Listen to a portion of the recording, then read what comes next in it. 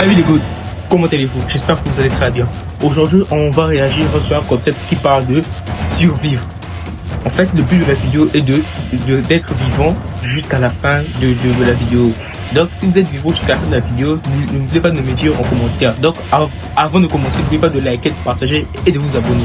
On commence. Ton avion est en train de tomber du ciel. Il te reste 2 minutes avant l'impact. Pour te sauver le cul, tu dois faire 4 choix parfaits. On commence.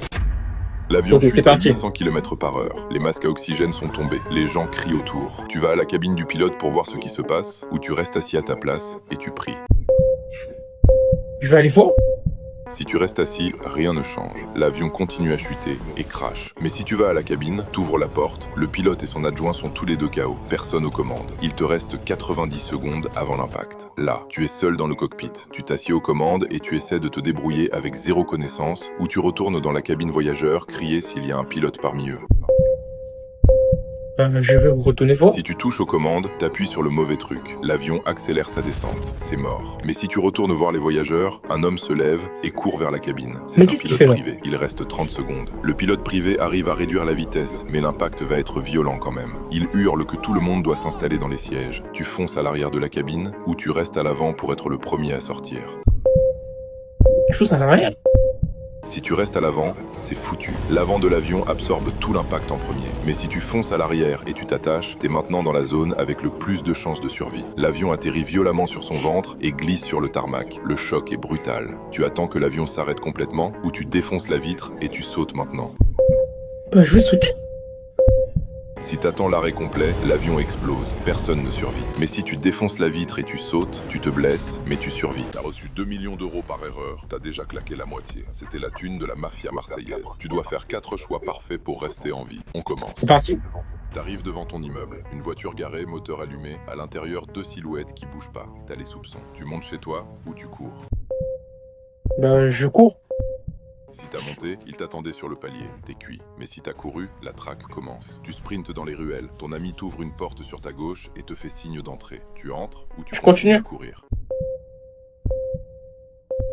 Si t'as suivi ton ami, il défonce la porte 30 secondes après. Il t'a trahi pour 1000 balles. Mais si t'as continué, tu sommes tout le monde dans le métro. Il te retrouve sur une avenue bondée, un commissariat juste devant toi, porte ouverte. Tu te mélanges à la foule ou tu rentres les dénoncer.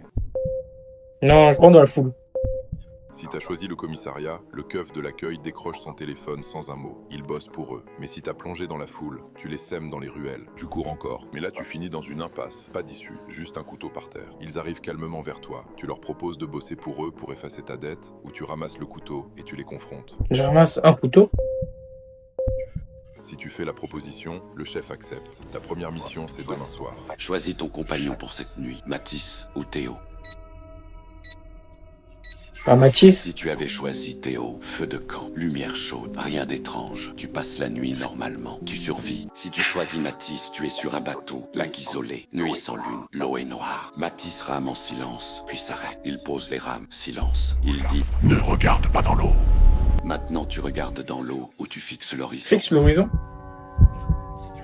Si tu regardes, tu vois ton reflet. Puis un second, derrière toi, tu relèves la tête. Mathis est déjà devant toi. Sa mâchoire s'ouvre, il te mord. Si tu fixes l'horizon, tu refuses de regarder. Le lac bouge légèrement. Mathis reprend les rames. Maintenant, tu restes silencieux. Ou tu lui demandes ce qu'il y a dans l'eau. Je reste silencieux.